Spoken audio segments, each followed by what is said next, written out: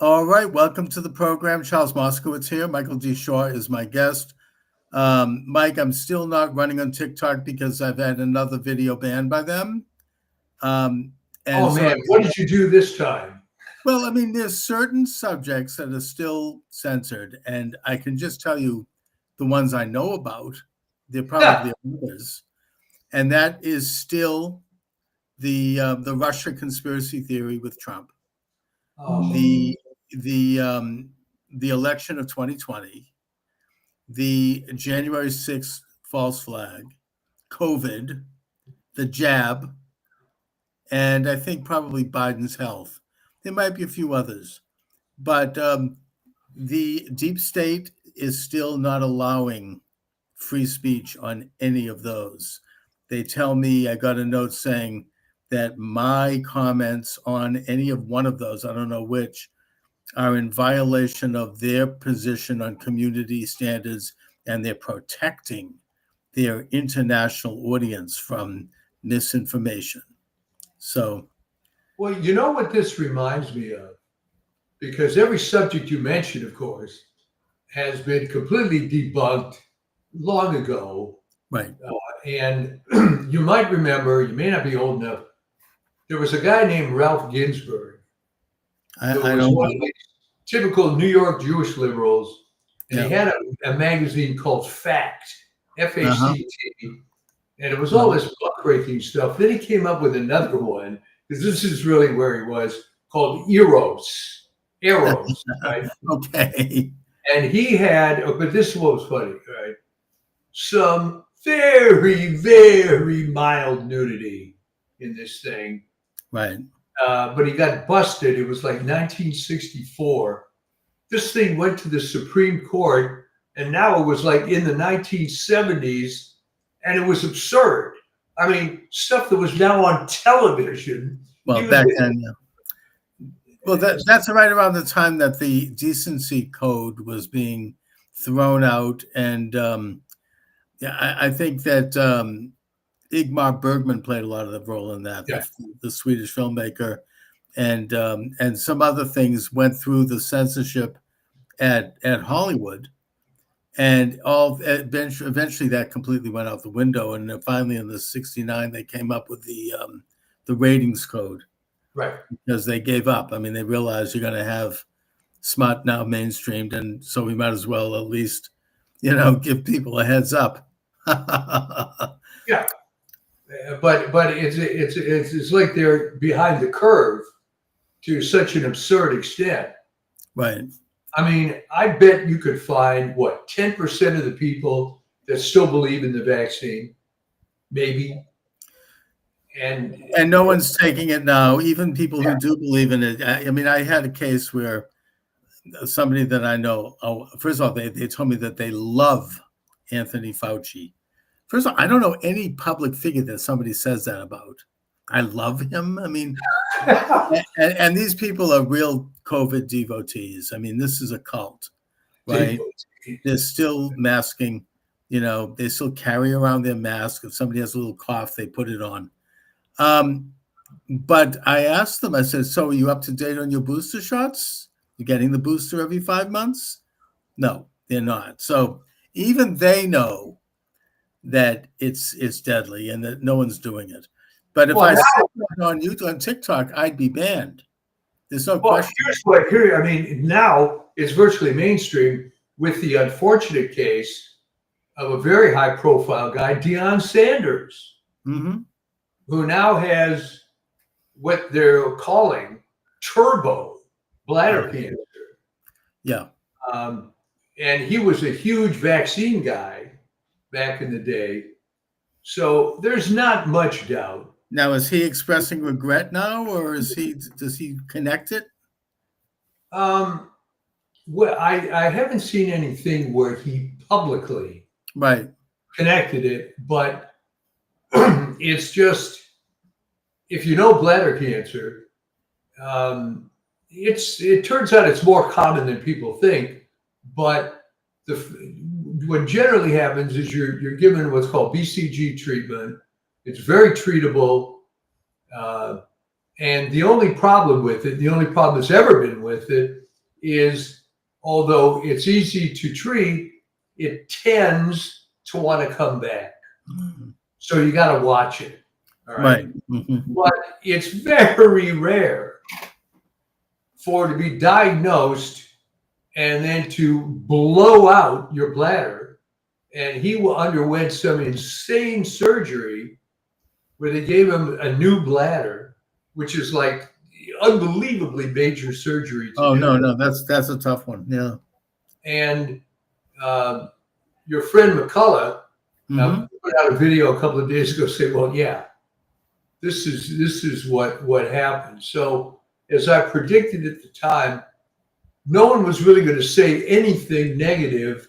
Rather, people would start quietly backing away, No, and also there's now just before coming on with you, I haven't had really a chance to look at news today, but I think that the Gateway Pundit has an article about noting, and I've only read a quick piece of it, that the main person inside the Biden regime who got the vaccine, pushed the idea that the vaccine should be administered to children, has now been exposed. We now know who this is. But can you imagine something more despicable than that? I mean, they knew damn well that even if this vaccine was effective, children aren't getting COVID. And if they are, they're not getting it seriously. I mean, and to give it to children as young as like 6 months old. And there was a particular person that made this horrible, evil decision inside that regime. So we now know, I think that gradually we are getting to the truth, which brings me to the other topic I wanted to bring up, and that is Russia, Russia. We had big disclosures last week from Tulsi Gabbard, very courageous disclosures, the declassification of information, which absolutely and irrefutably links Obama and these other, insider characters like Brennan and Clapper and Comey and the usual list of rogues to this crackpot conspiracy theory that they hung around Trump's neck for his whole first term. I mean, they're basically, in a nutshell, that Trump conspired with or colluded. With, that's a word they like to use. They don't want to use it. They like using it because it doesn't mean anything.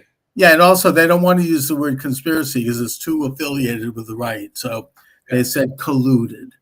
He colluded with Trump to steal the 2016 election. That's what it is in a nutshell. Yeah. And I have posted on my Twitter X page a very interesting and actually quite humorous video where you see all the main figures in the media and all the liberal congressmen on the record. Trump, the Russians hacked the election for Trump. Hacked. And the bottom line is that the FBI did an assessment of this before that election, and they determined that hadn't happened. But Comey and all the rest of them decided to go out with it anyways. And that Obama has his signatures on these documents, that it was done in the White House, and that it was decided that this would be used to stop Trump. And this is before the election. The other, of course, conspiracy, if I will, that was used to stop Trump before the election was the Gretchen Whitmer kidnapping attempt, which was held up by the media. And you could look at all the mainstream media parroting, literally using the same words, it's actually quite interesting because they, not only do they use the same words, but they almost use the same inflection, the same facial expression, the same way they hold their heads. Everything it's almost like they've been programmed. It's like not real. It's fascinating. And where they all said, well, this is an example of the Trump supporters, that they're violent and evil and they're kidnapping people and blah, blah. And they hung that around Trump's neck. And this was 5 weeks before the election. And they just absolutely hammered that. Of course, a year later, once the dust settled and Trump won, we find out during the trial that half of these people were FBI agents or FBI assets working with the FBI. And the one half went out and recruited the other half, who were basically a bunch of sad kind of guys who were sitting in a bar. They were kind of losers.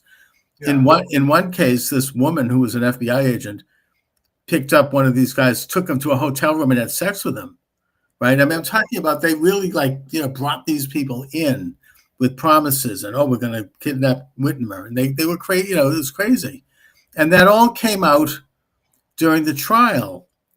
And some of these poor schnooks ended up, I think doing time over this. Yeah. But the point is, it was obviously a setup, as was this Trump-Russia collusion theory.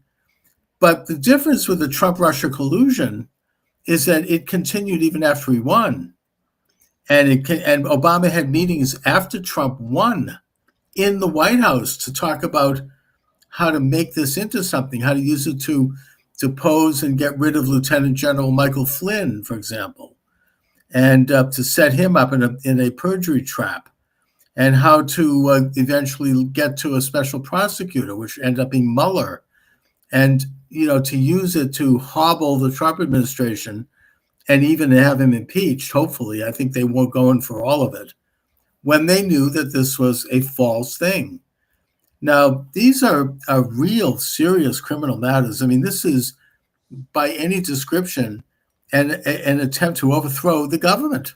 Yeah. Trump was elected. That's our government. And they conspired, you want to talk conspiracies, to have him removed from office by this lie. And they had their media people like Rachel Maddow and, the usual crowd, where they would give information to them once Mueller was in place. And they just kept hammering on it, very communistic style. Like the communist Chinese, it's called the water torture. Drip, drip, drip, drip. Every day, another little drip. I'd get something from the Boston Globe, a bulletin. So-and-so said this, and this Russian person said that, and it's every little, thing, and they kept dripping it out. And it just was a huge propaganda campaign that went on for 3 years. It had everything to do, in a sociological sense, with the divisions and the anger and the breakdown in our society. Because if you have that kind of demonization, there were a lot of people who were not Trump haters. They were indifferent to him. Maybe they didn't like him, but, it was normal. It was just like, the way they might not have liked a Republican or a Democrat. It wasn't like this supercharged hatred. But it was that campaign of lies and propaganda that caused this kind of real breakdown and real hatred in society. They didn't care.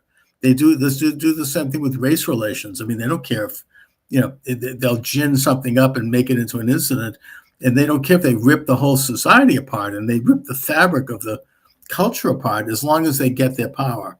And so here we are now. Tulsi Gabbard is releasing this information. Today there was another drop. It showed that Hillary Clinton, of course, was all over this. And I don't think that in her case, she did anything probably illegal, because she wasn't actually a government official at the time. But it's pretty dirty. It's like she said, we got to pour oil, she says, in this document that was just released. We got to pour oil on this. We got to make it, inflame it, make it into something. And I mean, now that it's all coming out, the mainstream media continues to black it out. TikTok won't let me talk about it. And you look at the mainstream media, if you flick around to all the mainstream stations, or if you look at MSNBC or CNN or any of them, they are not talking about this at all. All they're talking You're exactly right. But the positive is that they can do what they want, but nobody can change the fact that the ratings are going down and down and down. And it's almost like the analogy of the WNBA, at some point, somebody's going to pull the plug. All right. Yeah. I mean, they finally pulled the plug on Colbert. Yeah. I mean, he was just talking about, serious, mocking and hatred spewing night after night, poisoning people's minds. You know, this is supposed to be a comedy, late night comedy show. I mean, Well, Johnny the Carson next must thing be about Colbert is there was a highly publicized demonstration that you heard about, right? Yes. Everybody was going to go and protest that this guy was kicked out. And I think they ended up having 20 people who only stayed for a couple of minutes. Yeah, and they were all fat, blue-haired lesbians with cats. I'm Yeah, kidding. I mean, yeah, I'm yeah. just, But you know, I get your point. But you know what I mean. no, you're not. This is what happens. You're not going to change these institutions. I hate, going back to our model UN kind of thing. But if Rachel Maddow was taught from the time she was 6 years old this liberal left-wing point of view, there is nothing you can possibly do to change their mind. No, I mean, It just doesn't wash. It doesn't matter. no.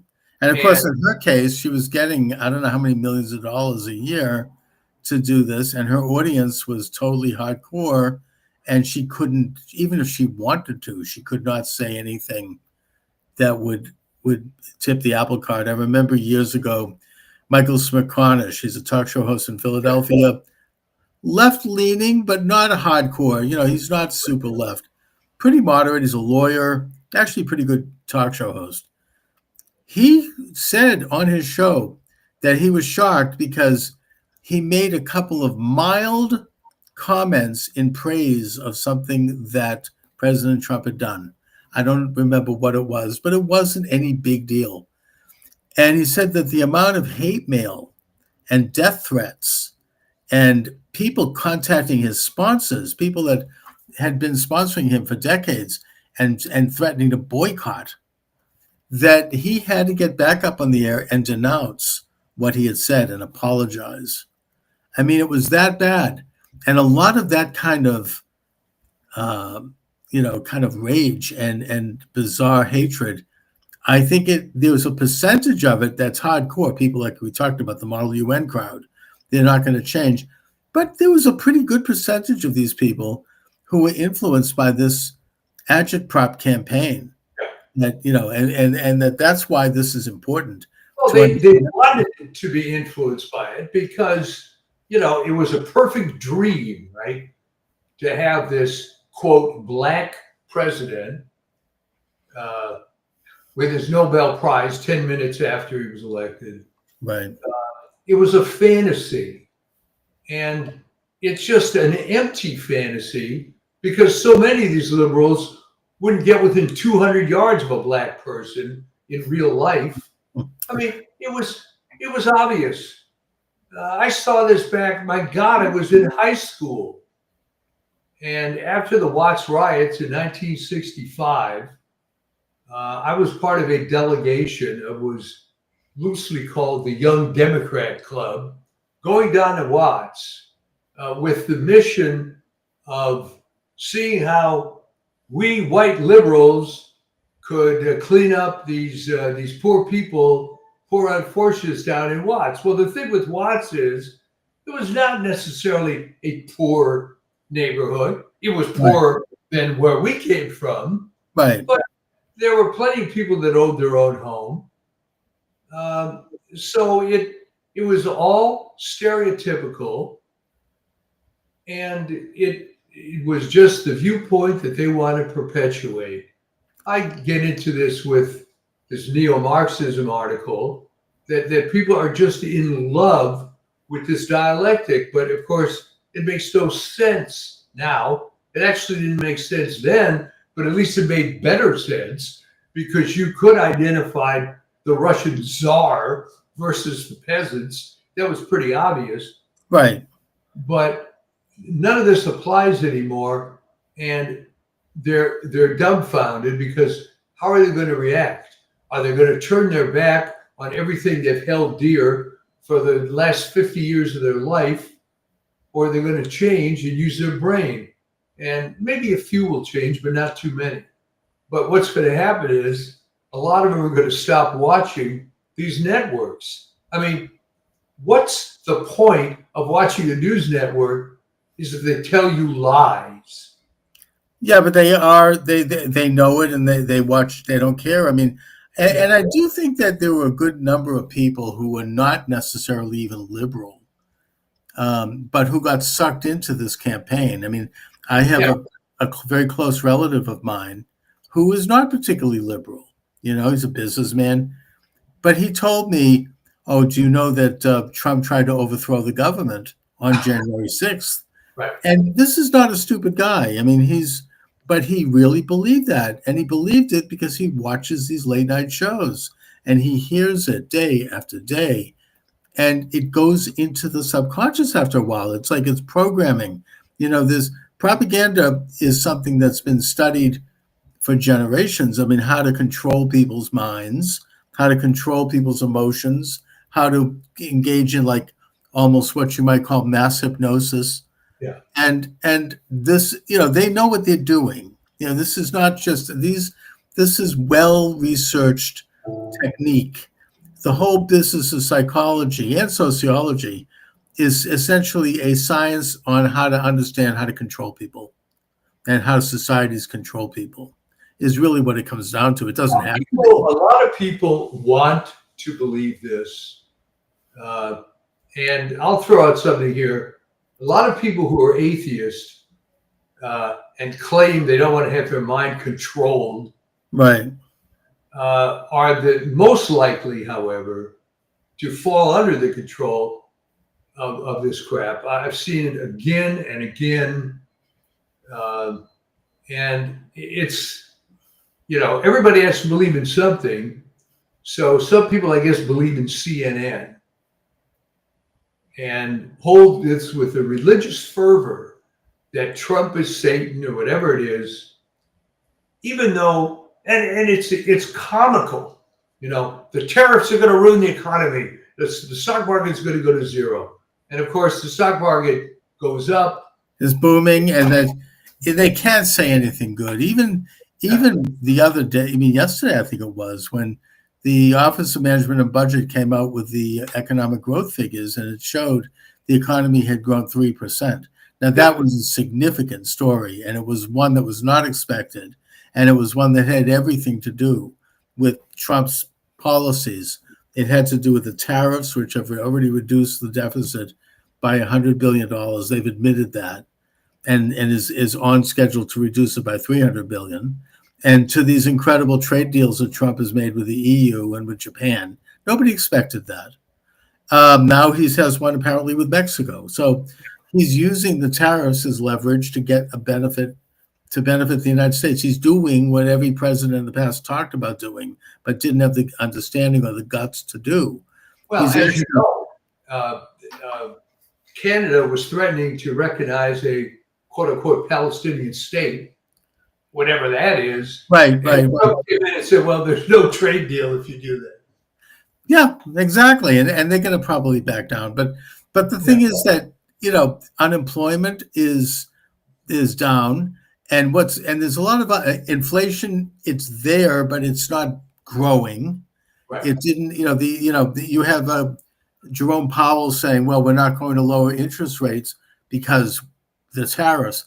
And everyone knows that's not true. It's just, it's political. I mean, the tariffs haven't affected inflation.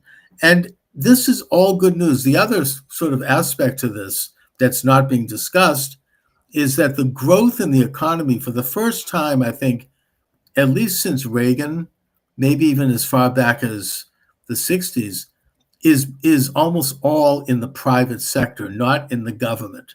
It's because government is actually laying people off. And the growth is entirely... Government laying people off? Inconceivable.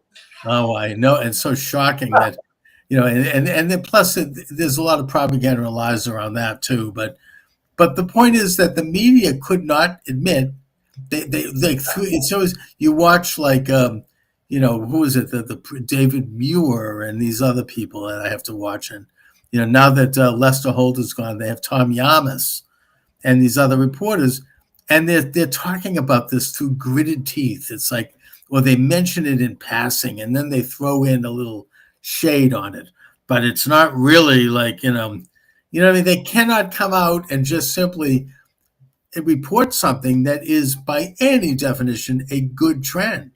It's so negative that it's, now you have, who is it? Brett Stevens. He's a Trump hater at the New York Times. He's actually a very bright guy, but, he's actually somewhat conservative, but he's been a Trump hater for the last who knows how many years. He just came out with a statement saying, I have to admit that Trump has been a lot better as a president than I could have ever imagined he would have been. And this is like Bill Maher. Bill Maher is another example.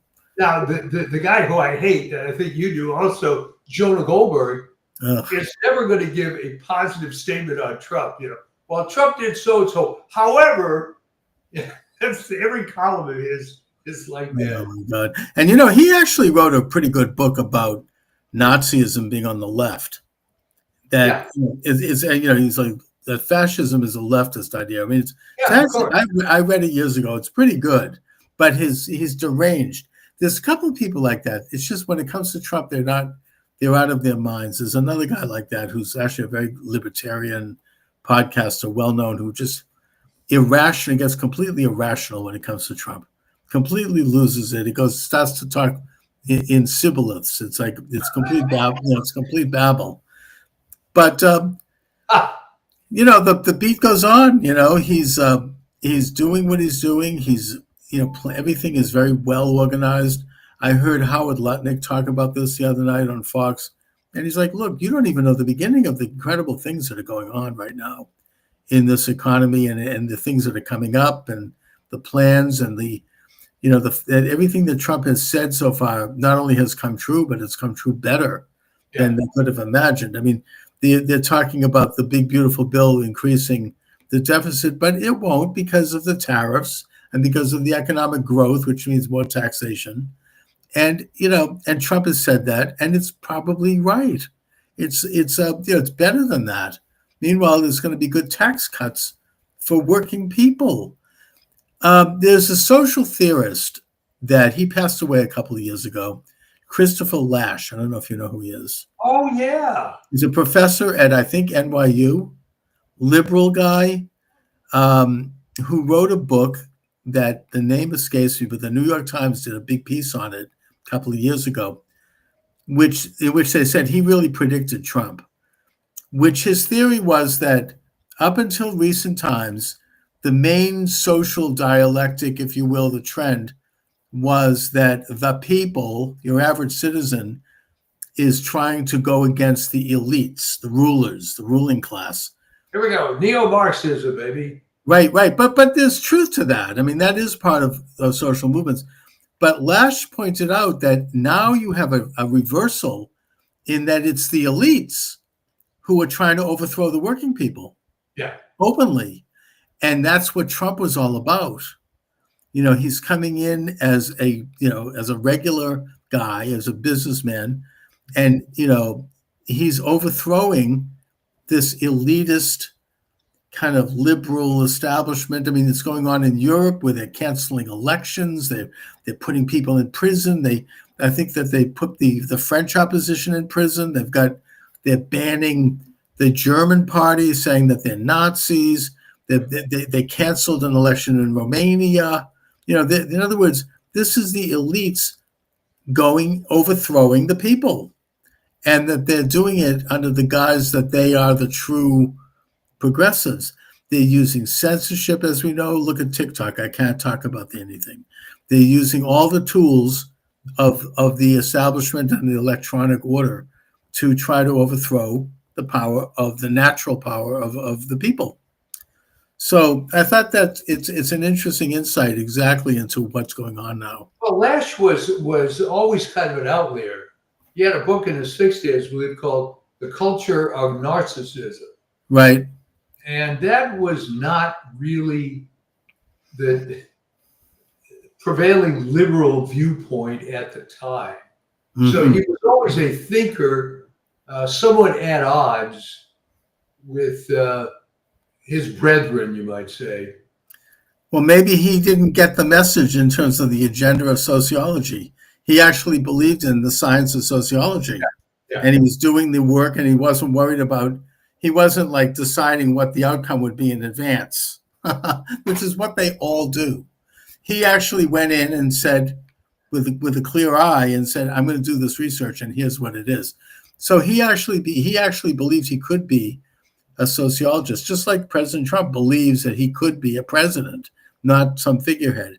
I would say the same thing about John F. Kennedy, and look what happened. Yeah. The point is that you have somebody who actually steps in there, and they're maybe naivete, or maybe it's deliberate, but they actually take the office and say, "Hey, this is the power of the office, and this is what I'm going to do."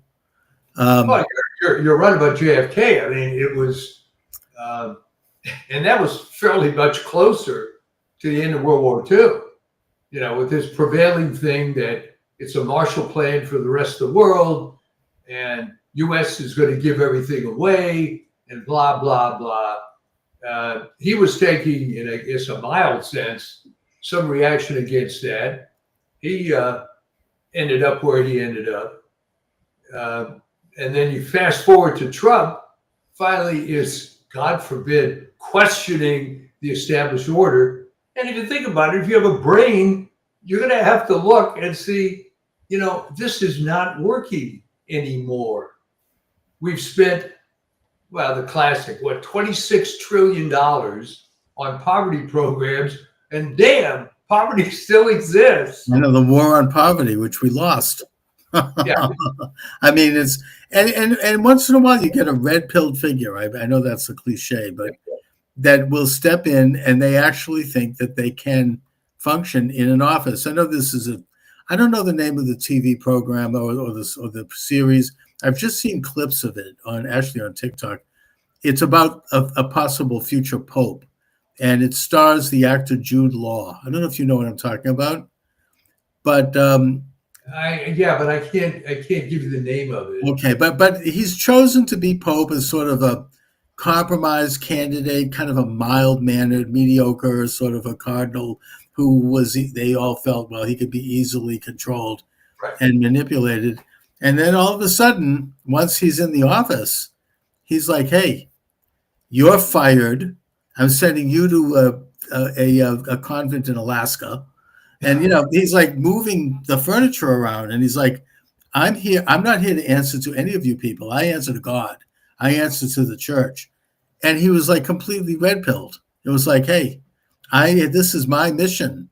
I'm not going to fulfill anyone else's, agenda, this secretive agenda that everybody expected me to do." And that's what Trump is. That's what Jesus was. I mean, if we really want to be honest about it. Very much so. He was the first, we talked about this a few weeks ago. He was the first man who stood up and said, "Hey, I answer to a higher authority. I don't answer to the Roman Empire." And then he was executed. But the point is that ever since then, it's an example of the creation of the first developed conscious man. That's somebody who actually knew his agency, knew who he was, knew what his mission was, and was courageous enough to carry it out. I think that as I finished my chapter in my new book on the American Revolution, I realized that the American founding generation was the equivalent, in that we as a society knew that we were going to break the hologram. We were going to, no longer view ourselves as subjects of a man-made king or elite that claimed divine right. We were sovereign under God, and that the government was there to serve us. It was an incredible revolutionary idea and a conservative idea. I mean, one of the questions we're asked in my history class was the American Revolution liberal or conservative? And my case is it was very conservative because it woke man up to who we are. What reality is. Not liberal in that it wants to create a new reality. That's why the revolution in America was not violent like the French Revolution or the Haitian Revolution, because we were restoring natural rights, and it shook the entire world, just like Jesus's ministry shook the entire world. Whether you're Christian or not, it changed the way individuals perceive themselves, and it woke individuals up to their true agency.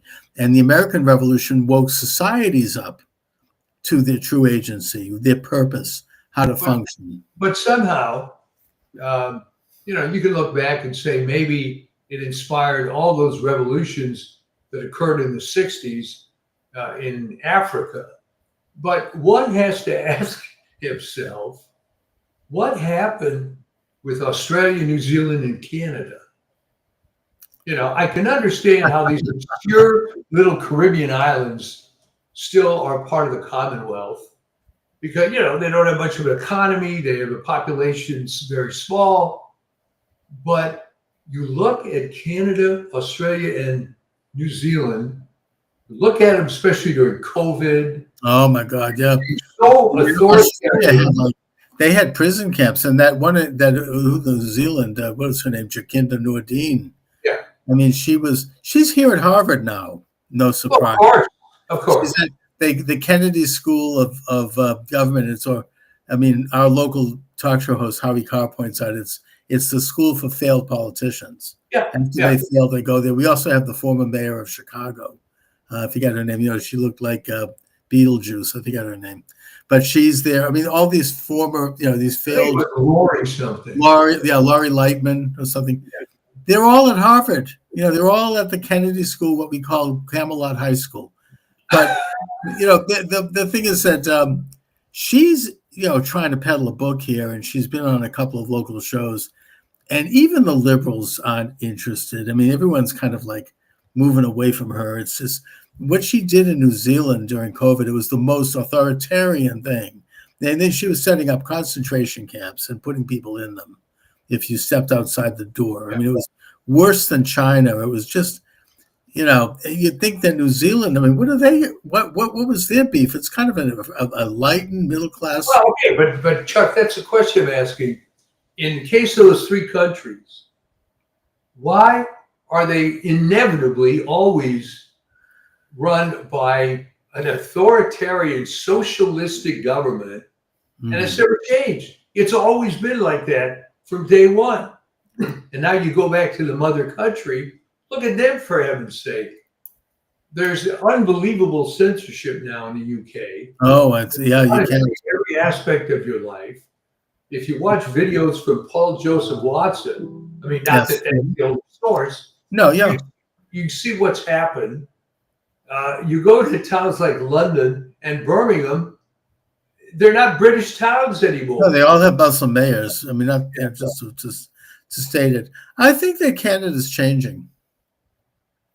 I think it's started with the truckers during COVID, who really changed. Talk about red pilled. They stopped COVID. Yeah. COVID. The internationalists were getting ready to give everybody a chip with a computer, ID with a card, and it was complete totalitarianism. These are the same people that are promoting digital currency. And that it would have been like communist China, and they meant business. That was happening until the truckers stood up and started to block the roads, and they brought the Canadian economy to its knees within hours. They run everything, and that was spreading all over the world at the time. The United States already was starting, Australia, New Zealand, Israel, France. People, all of a sudden, it was becoming a big, big problem. And they did stop that thing. I mean, they ended the lockdowns. They ended the ID to go into a place, and it changed the whole paradigm. Of course, they were denounced as Nazis, which is ridiculous, given the fact that most of these guys aren't even white. Not that they should be, but I'm just, they had nothing to do with that. And they had Trudeau moved in, and he had their bank accounts seized, and it kind of revealed the hard authoritarian communistic hand of the establishment, the way they reacted. So I think that since then, Canada is changing. I can't really put a finger on it, but I think that, for example, Alberta, which has more oil than the rest of the country, and it has a great economy, they have to export a lot of their wealth to the poorer provinces. and they're talking about joining the United States. Well, I mean, this isn't idle talk. The problem with Canada is, in a government sense, it's a failed state completely. Right. I mean, how would you like it if you have, as you say, a great economy, but it doesn't matter because all of Confederation is run for the benefit of Ontario and Quebec. Everybody else gets screwed. That's right, and that's what the West is saying, and also Quebec. Apparently, the separatist movement is back. They have set up, they've just set up a group that's going to study what Quebec should do in the future, including whether it should be sovereign. They're going to be releasing a report in 1 year from a few months ago, and there's already once again talk about independent Quebec. So I see these things as all positive developments in Canada. Yeah, I think Canadians are waking up. There are many people come out and say, well, they're going to have to do more than send strongly worded letters. But I don't know that there's a whole lot the Canadian federal government can do if there's a referendum in Alberta that says we want to join the U.S. No, and what are they going to do? Send the Mounties? I mean, it's going to be, it'll be it. They'll secede from the Canadian Confederation. I mean, so, this is, Trump's having a reverberant effect all over the world, and it's a very good and positive one. And it's unfolding almost, it's like amazing. I mean, every week, every day you turn on the paper and it's like, what's going to happen now? Well, we can create a new map of the U.S. because the other provinces that people don't talk about very much, the Atlantic provinces, are getting super screwed in the same way. They could join the U.S. Alberta for sure. Manitoba, Saskatchewan, BC, maybe a little too socialistic, but they might sign on.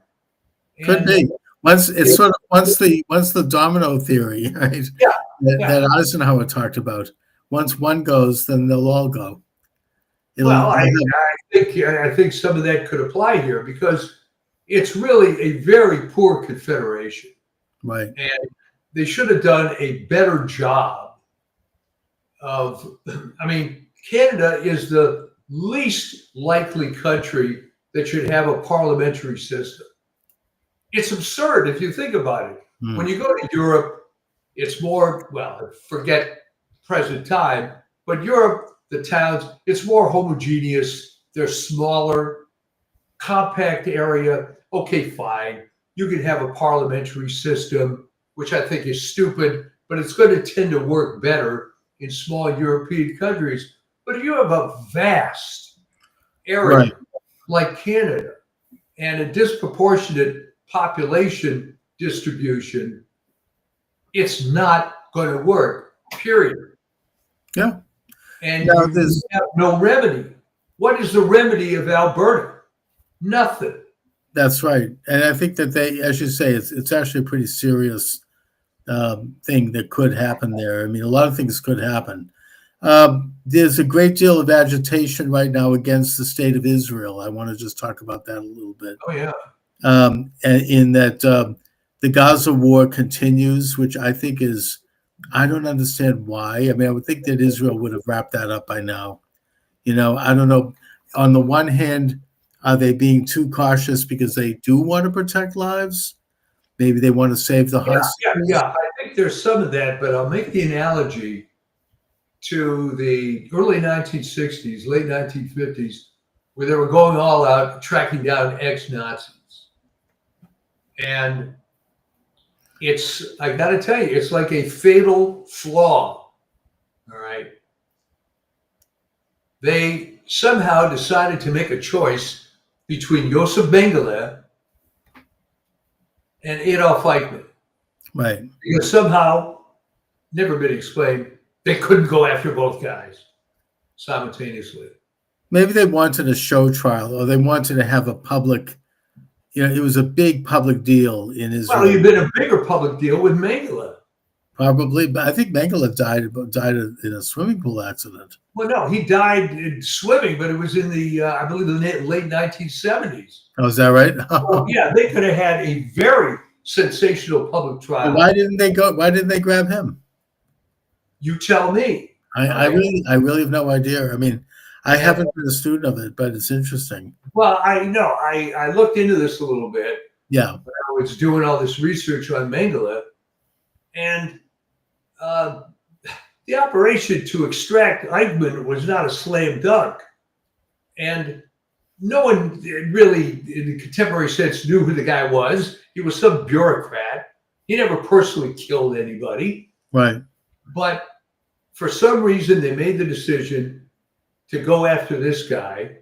And I think the same sort of mentality somehow that rather than wrap up this Gaza thing, we're going to, be nice and negotiate, and maybe we'll have a couple of things. So if you prolong it, the trouble is that so many people hate Israel anyway, right, that it's not going to work for you. The latest, of course, is that Spanish airline nonsense, where they kicked these Jewish kids from France off the plane because apparently they were singing some Hebrew song. And even the French, who are notorious anti-Semites, were complaining about what the Spaniards did. And it's just that you can't, love these enemies to death. It practical sense. I mean, I want to just say two things about what you said, because it's all very good. But on the issue of Mengele, I just wonder if it's because he was in the medical establishment, he was given a pass. And I say that because Mengele was a protege of a doctor by the name of Helmut von Verser. Exactly. At the Munich school in Berlin. And he was a very pro-Nazi. And he was involved in at least as weird and as ghoulish experiments as Mengele was. And there were several others like that too, who were given like a slap on the wrist at the end of the war. Verscher, I think he did like 1 year in prison, and then he went back to his college and he continued his professorship. And, and I think he died of natural causes in the 1970s.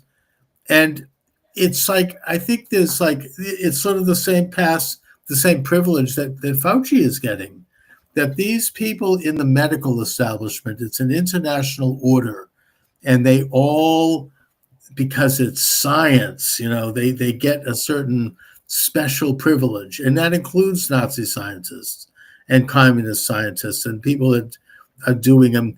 In Russia, they had that weird thing with Vashenko, I think his name was, who decided he was going to use a particular hybrid of wheat that was based on a, kind of a neo-Darwinian theory going back to, who was that French Darwinian guy with the lengthy necks?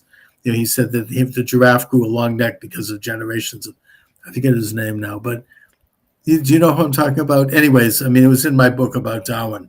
But, he was responsible for famine. I mean, for terrible, complete crackpot ideas. Yeah. Nothing ever happened. He was given a pass. I mean, they all are. You may be onto something. So you're saying that science has to be inviolate and and that includes the eugenics. They're all above the fray. It doesn't matter what they do, how evil it might be, or how cruel, because it's all in the name of advancing human knowledge and creating greater good. And poor Eichmann was just some bureaucrat. Eichmann was just some schmuck who was like, well, he was actually a high-level guy. I mean, Eichmann was not nobody. I mean, Eichmann was one of the experts on Judaism in Nazi Germany, fluent in Hebrew, visited Palestine in the 1930s, Talmudic knowledge. I mean, he hated Judaism, but he knew Judaism. And he was one of the main ideological architects of the Holocaust. You may be onto something that be it, because it's easier if you don't know anything, to hate Eichmann. And then you can make an argument, which is not completely invalid. Mengele had a pretty good reputation as a doctor, Yeah. as a battlefield doctor also. And Right. you can make, again, a weak, if you will, argument that these were military-oriented experiments. What happens if you put people in cold in this type of condition? People were doing experiments like that back then, and I think that as horrible as they were, I think that that Mengele was given a pass because they felt like, well, maybe he discovered something. Maybe, I mean, Yeah. my father going through college, he was very poor. He would volunteer for experiments, like they'd Yeah. freeze his arm and they would certain injections because he needed money, Yeah. and he would get paid for that. He did whatever he had to do to get through college. So I think there was a mentality about that it's all permissible. Now, as far as Israel goes with the famine and whatnot, I think that the Israelis have a somewhat of a Jewish ghetto mentality. You kind of alluded to this, in that, for 2,000 years, the Jewish people were guests in the home of other nations, right? And they had to serve the masters of those nations. There's a good book about this by a sociologist by the name of Benjamin Ginsberg called, I forget what it's called, but he's at Johns Hopkins University, Jews and the State, the double embrace, the fatal embrace, he called it. Whereas the Jew would serve the prince, the king in Europe, and he, in exchange for the service, he would get protection for his family and for his community. And he would do stuff for the king that the king wanted done, like get money and money lending and usury, because the king wasn't allowed to do that. The Catholic Church forbid it, but he needed money. So he would use the Jews because they didn't have the same set of laws as everyone else. They had their own court system, they had their own leaders, and so they were able to do stuff that others couldn't do. They were very good polyglots in that they could do diplomacy and meet with enemies and negotiate. They were good in medicine, they were good in business. And so they served purposes for these governments throughout the Middle Ages and throughout the period of the diaspora. But the double side of the story is that then that king would die or something bad would happen in his kingdom. And he would then turn on the Jews and they would be exiled or they would be eluding. They'd take all of their success, which is why Jews generally didn't like to own property because it could be looted. Instead, they owned abstract wealth like objects of art or cash or gold because they could keep it with them and move with it. Putting that aside, the point is that one of the byproducts of this was that they developed what has been called a ghetto mentality. They're servile. They'll serve the master in exchange for being left alone and being allowed to have a relative measure of peace. And they don't want to be too uppity. You want to kind of like be a second fiddle. That changed a little bit with for the Rothschilds, who became this incredibly successful banking family. But even there, I mean, you kind of, you're the second fiddle to someone who's not Jewish, who's the head of the bank, and who's the big or the king. And I think that they've carried that kind of ghetto mentality to Israel. Even though Israel is sovereign now, it is a Jewish state with a Jewish majority and a Jewish army and a Jewish court system and a Jewish government. You still have this idea that we have to we don't want to be too harsh. We want to know our place. Right. And that's why in 1948, Israel did not. There were any other country. Yeah, like any normal country in this condition with an enemy like that, they probably would have nuked them by now. Oh, yeah. It would have been leveled. I mean, look at the way, the United States treated Germany and Japan, right? In World War II. I mean, look at the way we treated Native Americans. I'm not, we can go into history here, but the point is that in a war, there was no pussyfooting around. I mean, it was like, we're at war and we're going to defeat. Yeah, there's a winner and there's a loser. And I think that to some extent, the Jews just can't bear being winners. They cannot bear the idea of being so openly aggressive and acting in their interest. And that's why in 1948 they were not successful at completely liberating Palestine. Right. They stopped at a demarcation line, which is why you have this thing called the West Bank, and why they've compromised so many times since, under pressure from the international liberal establishment, to surrender to their enemies, to give up. Oh well, no, we're going to make peace, and that includes, and I blame the Israeli leadership for that. You know, they basically capitulate and sell out the interests of their own country over and over again, when in fact they could go in and do what is right for their sovereign country, for their own people, and establish a strong, independent, sovereign identity in that miserable. Good grief. Giving away Gaza in 2005 was insane. I mean, not a good idea, and you can see how it played out. But they thought maybe if we're nice, then they'll be peaceful toward us. They'll leave us alone. How's that working out for you? Yeah. I mean, look at, Shimon Peres, not Shimon Peres, Yitzhak Rabin, you know, who was the closest thing Israel had to a communist, I think. He, after Arafat and the PLO was completely defeated in Beirut and were driven to Tunisia, way on the other side of the Mediterranean, utterly driven out, what does he do? He invites them back to Jerusalem, is what he does. And he sets him up as the head of the Palestinian Authority. Now, there were people amongst the Palestinians who might have been a little bit more, you know, cooperative to Israel, and they could have worked with them, and maybe they could have developed a certain degree of autonomy and sovereignty without, you know, but instead he invites back the worst enemy, who had blood on his hands. Did they ever explain? Never. And not only did he come back, but he set up shop, and then they launched the Intifada. I mean, it's just the most bizarre. Israel has a history of this. It's in which they're their own worst enemies. They keep it's like, I mean, it's been said about the United States with China. Like, John F. Kennedy, as a young congressman, said this on the floor of the House, one of his first speeches, when China went communist. He goes, look, we just frittered away our victory in World War II. We allowed them to snatch defeat out of the jaws of victory by basically allowing the communists to take over China, our ally. And we did it deliberately. We sold out Chiang Kai-shek. We cut off aid to him. We stopped, we did all this stuff. It was complete screwing of him. So it's not unique to Israel, but in the case of Israel, I really think it's this ghetto mentality, and it doesn't serve them well. It's not going to make them popular.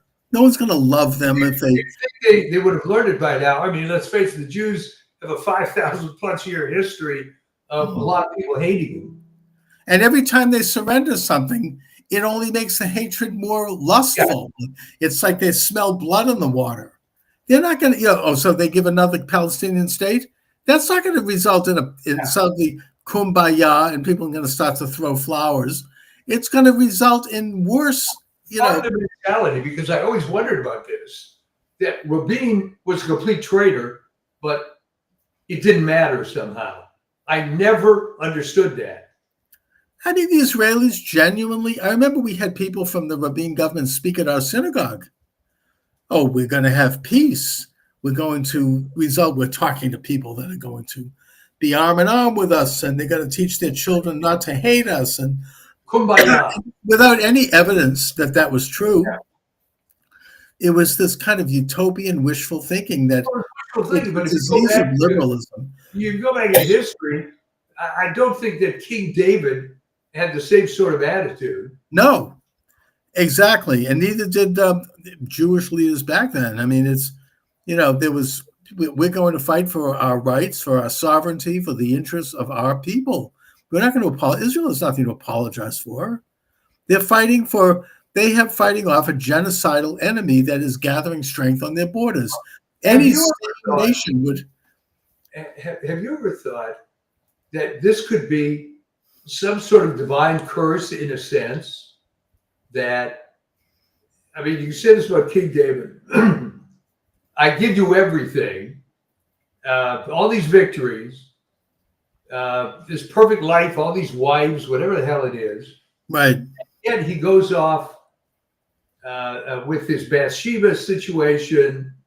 And Right. Yeah, it's a good example. I mean, King Solomon, you're talking, he yeah, builds a temple. It's Israel at its apex in history. I mean, it's a powerful empire at peace with its neighbors, fantastic civilization, great commerce, very religious, and yet he then has 1,000 wives. yeah. You know, like, or what they in the Book of Chronicles, it's 600 wives, 400 concubines. In the Book of Kings, it's 500 wives, 500 concubines. The point is, he completely lost his mind. I mean, any man would. I mean, how could you find? So you would think that, maybe God gets impatient at some points, and, I've given you all these chances. Well, I mean, God did get impatient at that case, and he smashed the nation into two pieces after he died. Yeah. But the point is that, yeah, I mean, it's his own worst enemy. Israel has been like that and still is like that. And they just don't seem to learn after this horrible crisis. If the countries want to recognize the Palestinians, say, who cares? That's not going to make any difference on the ground. Israel is define what the state is or who the leaders are. It doesn't even matter. It's not worth talking about. I mean, Israel is going to do what Israel does. The Palestinians are going to do what they do. It's not going to change a single thing on the ground. It's one of these posturings. And by the way, the Canadian Prime Minister, actually, what's his name? I can't even remember. You know who I mean? The banker. Carney. Yeah, Carney. He actually said something interesting about this. He said, we're going to recognize a Palestinian state only if Hamas is out of the picture and is demilitarized. So fine, that's not going to happen. Yeah, well, that's right. Yeah, that's just not going to happen.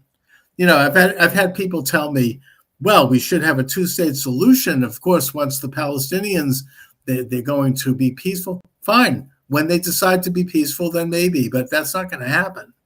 It's just not, they're not dealing in the real world. That's not how things happen over there on either side. People aren't going to do that on either Israeli or Arab. Right. So anyways. But you've got a great column. Well, thank you. Thank you. Living with neo-Marxism, a fantasy only academics could like. And you got a picture of Marcuse, I think there's. There you go. Yeah. See, what I often do is I put up these pictures that are very germane, except I don't give it away. And you can figure out who it is easily enough. But there were a couple of interesting things that came out. I spent a fair amount of time on some of the major figures of the Frankfurt School. Yes. The thing with Marcuse was it was so obvious, and I have to admit, I never thought of this until I wrote the piece. He became very popular in the 60s with college students, because he liked Marxism and free love. Oh, okay. He's one of the Pied Pipers of the free love movement. And also the other interesting figure there is Theodor Adorno, who wrote a book basically positing a conspiracy theory that all Americans are secret fascists. It's unconscious that they don't know it. But, and this has been that theory has been completely embraced by the left ever since, including he's very influential in the sociological sphere. I mean, that is a basic now. I mean, that's been internalized. We're all fascists. We just don't know it. And, so these guys had some pretty destructive agenda. They wanted to bring. Well, wasn't it interesting, though, that they were living, they all had to leave. Most of them were Jewish, but they all had to leave Frankfurt when Hitler came to power. And I didn't have space to put it in, but their big publication, which started, I believe, in 1934 and ended in 41, well, it was suppressed by the Nazis. But yet, these wonderful National Socialists are tearing everything down somehow. And it just... Well, they were, in essence, National Socialists without the anti-Semitism. I mean, they embraced the Nazi ideal of using the state as a vehicle to transform human nature and to move as a living entity that would create a new man, a new socialism. And they were much more that than they were international socialists. It was more of like a how can we use the mechanisms of government to create this new being. This wonderful socialist mecca, and yet they're living in a dream world because they're all academics. Oh yeah, sure. Don't have to see how this intersects with real life. Well, you read their biographies. I had to do a little study of this for my class and for my book. I mean, he's talking about this while he's at some resort at Palm Springs, and then they're spending another time over in Jackson Hole on a ski trip. I mean, these people were like they lived nice. I mean, they talk about while they were trying to they were. The only one who was sort of true to a school sort of was the least known guy on that list I put on there, Goophertz. He was the hardest of the hardcore commies, this guy. Yeah. And he after World War II, he suddenly renounced all this, became a stockbroker, an investment advisor. And I thought that was great. And the thing that was interesting about that is sanitized from virtually every biography. It took me a while to get that information because it doesn't fit the model. No, they only stick with that's like Jerry Rubin. He didn't become like a stockbroker. I mean, whereas I think that Abby Hoffman ended up dying on a drug overdose. Yeah. I seem to recall. And he stayed true to the Marxist thing. But yeah, I mean, exactly. You'll see they don't mention Emma Goldman, right? After she was exiled, and rightfully because of her anarchism and her indirect involvement in the assassination of William McKinley, right. She went to Russia and she expressed regret. She wrote a book. I'm actually sorry. I missed the United States. I didn't realize how good it was when I was there. Now I'm not there. And but you never see that when they talk about her. No. That's been airbrushed off the page. Yeah. Funny how that works. Yeah. So anyway, Mike, but as always, great talking to you. God willing, we'll have good news next week as things seem to be moving in the right direction. Thank God. They certainly do. Hopefully they're not going to come up. Who knows what kind of crap they're going to come up with. But I think that right now we have incredible people who know what's going on in the government. They're not taking any crap. They understand how this works, and they're being very effective, both openly and quietly. And that includes in all elements. I mean, in the government right now, the Justice Department, the Defense Department, the Economic Department, RFK is like a folk hero over there. I mean, all of these people are incredible, and they all know the score. So God willing, they're going to carry it out, and we're going to see more good news. Well, I've never seen you so optimistic.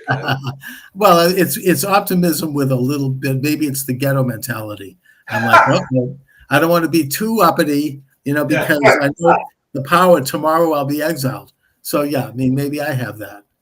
Anyways, but I'll talk to you next week. Well, we will see you next time. Okay. Take care.